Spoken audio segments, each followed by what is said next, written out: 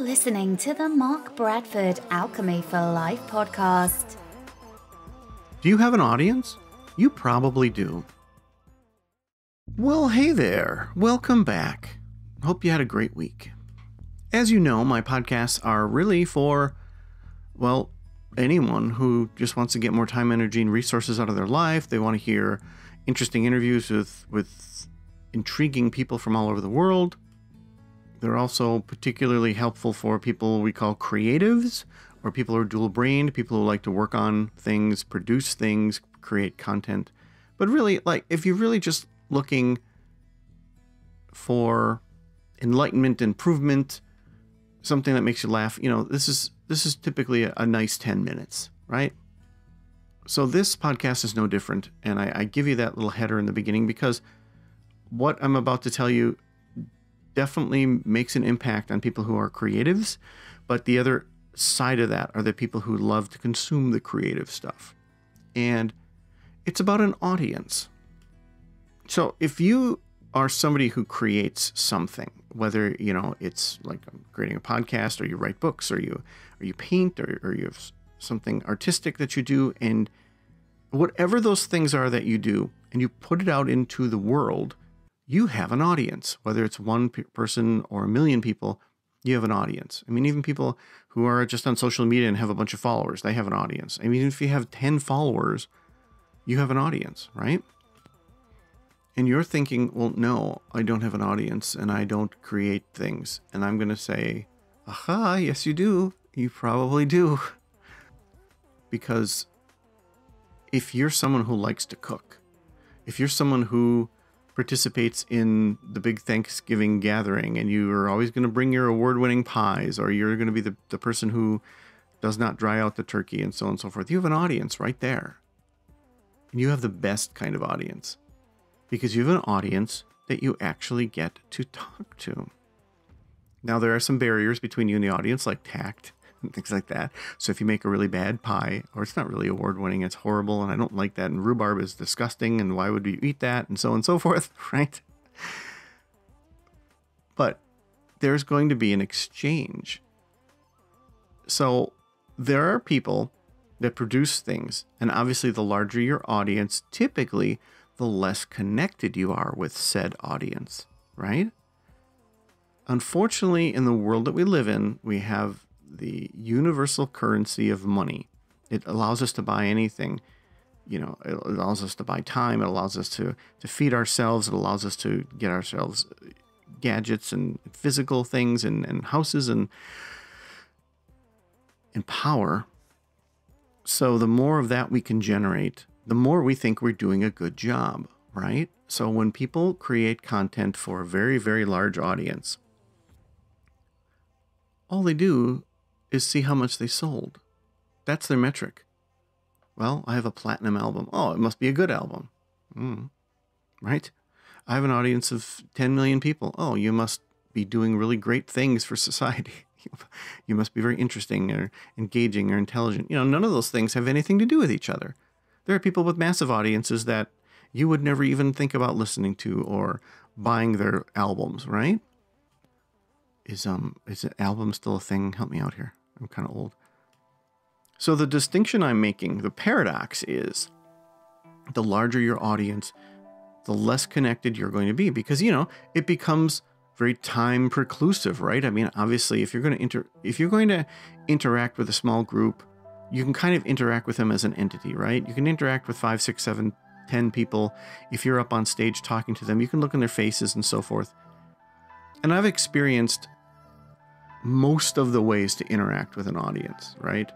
I mean, social media, this podcast, writing books, giving talks, and coaching.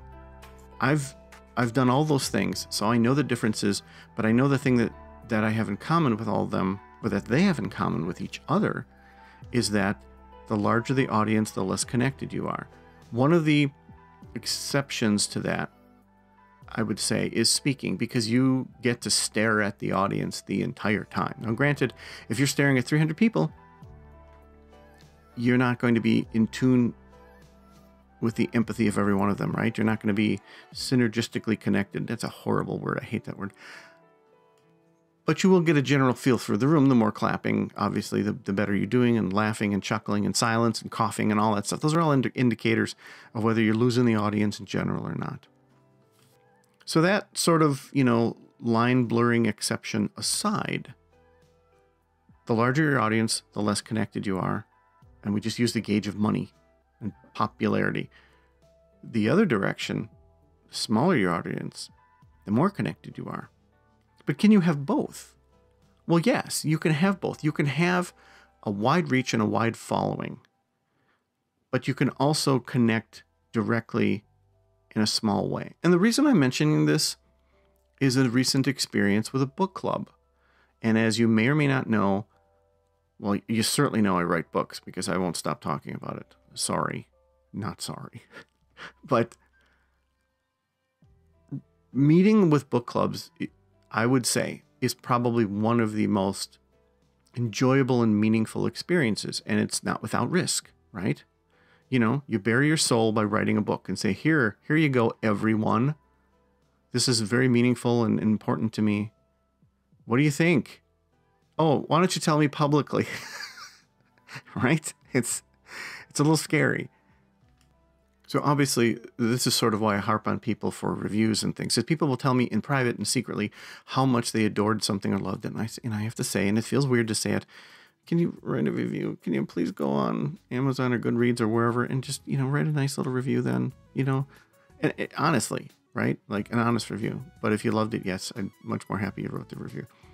So when you interact with a smaller group, it can be very, very meaningful.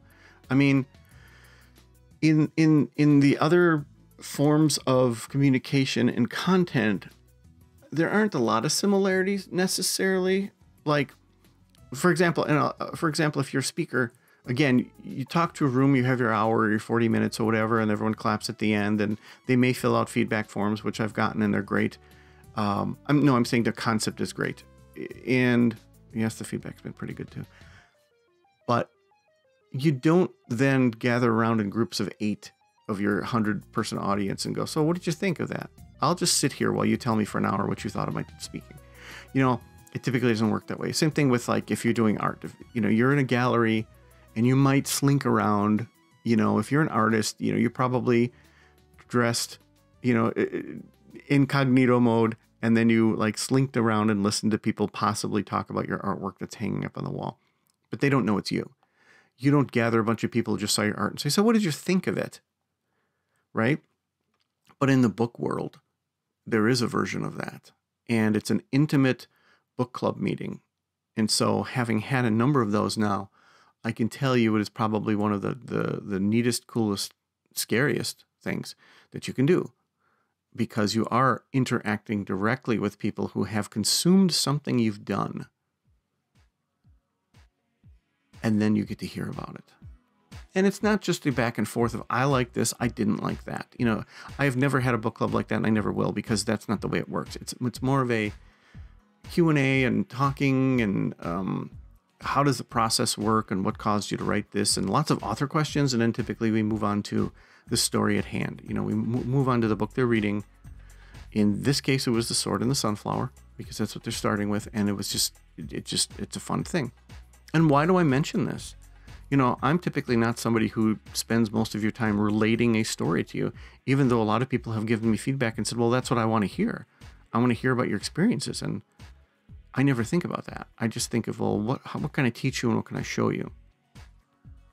So in this case, I am relating an experience with the understanding at the 11th hour or 9th minute, if you will, of saying, if you produce things, it's a meaningful thing to be meeting with the audience. And that translates into real life too. Like if you're cooking, if you're doing something, there are things you can do at work and which might be really mundane. And, the business world is filled with, the 360 evaluation and the this and the that and all sorts of clever marketing terms for things that are supposed to be review processes, but they're all mostly flawed. They're mostly flawed because people have that barrier of business where they just sort of They're not going to get into it with you. They're not going to talk intimately about something, your work, you know. I mean, imagine somebody who works on pivot tables for a living, and then she gets to sit in a room with like 5 people, and they all have examined the pivot tables in detail and changed settings and changed numbers, and they say, well, let's talk about the way you design them. Right? That's not going to happen. But it will happen in your life with your cooking. It will happen in your life with other things. So my takeaway for you is think about your audience.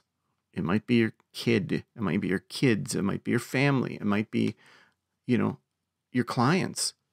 Think about your audience when you do something, because I'll guarantee you, if you're disconnected from your audience, your content will be much different than if you're connected to your audience. So, something to think about. I'm sorry I went over, and I hope you have a wonderful day. Hey there, thanks for listening. You know I always enjoy your feedback. The prequel to The Sword and the Sunflower duet, called Upside Down, is now available. The Sword and the Sunflower is available as Kindle, paperback, and audiobook, with the other two, Amira and Upside Down, being available as Kindle and paperback. Well, actually, all 3 books are now available in hardcover.